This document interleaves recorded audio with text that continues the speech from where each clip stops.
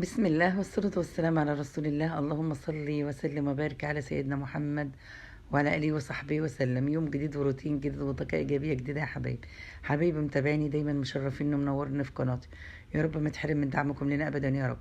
تعال النهارده الخميس، تعال نعمل حاجة في البرد اللي احنا فيه ده. هنعمل رز بلبن ما شاء الله.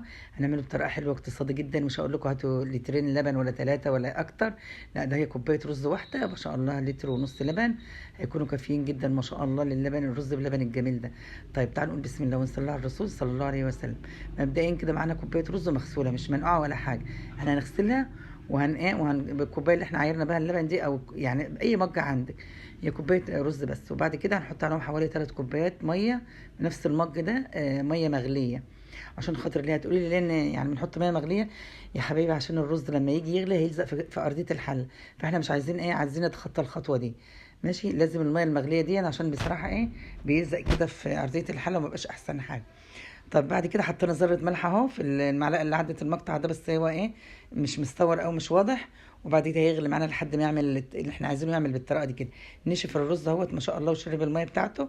يعني حطيت حسب رزك، لو بيشرب حط 3 كوبايات ميه، او لو بيشرب حط 4.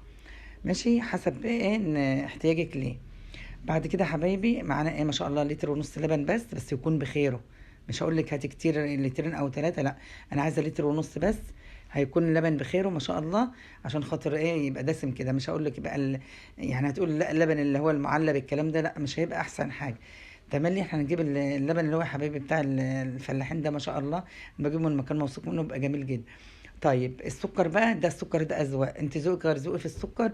انت ممكن تحطي كوبايه ونص، انا احط كوبايه حسب انت انا حطيت كوبايه ورجعت امانه، يعني بالامانه حطيت معلقتين تانيين او 3، لحد ما شاء الله ما بقى السكر بتاعه بقى مظبوط.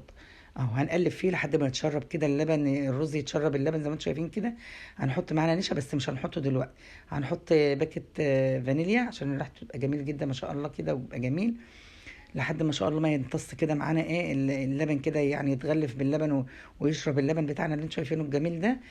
يعني هنقعد نقلب فيه شويه كده، منه السكر يدوب ومنه يعني يشرب الرز يشرب اللبن بتاعنا ده يا حبايبي. لو وصلتوا معايا المقطع ده حط لكم كومنت حلو كده ولايك جميل يشجع الفيديوهات دي، وفعلوا زر الجرس عشان كل اشعاراتنا توصل لكم باذن الله. واللي ما اشتركش في القناه الجميله المتواضعه بتاعتنا يشترك، دايما اشتراككم بيسعدنا وبيفرحنا. ماشي يا حبايبي؟ طيب احنا دلوقتي اهو معانا حوالي نص كوبايه ميه او لبن، فيها معلقه نشا كبيره بس، واحده بس. الصراحه المقطع مش مستور او مش واضح يعني. هي نص كوبايه ميه فيها معلقه، او ربع كوبايه، كفايه ربع كوبايه فيها معلقه نشا كبيره، مش هنكتر من كده. مش عايزينه احنا مش عايزين مهلبيه، احنا عايزينه هو الرز اصلا كله نشويات زي ما انتم عارفين. احنا هنحط معلقه كبيره بس في قلب ربع كوبايه ميه دي، وهنزلها عليها لحد ما شاء الله قبل يعني، بس الرز يكون بيغلي باللبن الاول. وبعد كده يا دوب هنحس كده نسيبه على النار شويه لحد ما ما الرز يعني النشا يستوى كده مع اللبن والرز يا حبايبي. مش هنسيبه يغلي كتير، هنكون محضرين البولات بتاعنا زي ما انتم عارفين، وهنفضيه زي ما انتم شايفين كده سبق في الفيديو. لحد ما شاء الله ما نفضي الكميه بتاعتنا كلها، هنسيبه مكشوف لحد يعني هيبتدي يعمل وش كده. بس طبعا ما حدش يستنى على لما يبرد، احنا عاملين حاجه تدفينا زي ما انتم شايفين.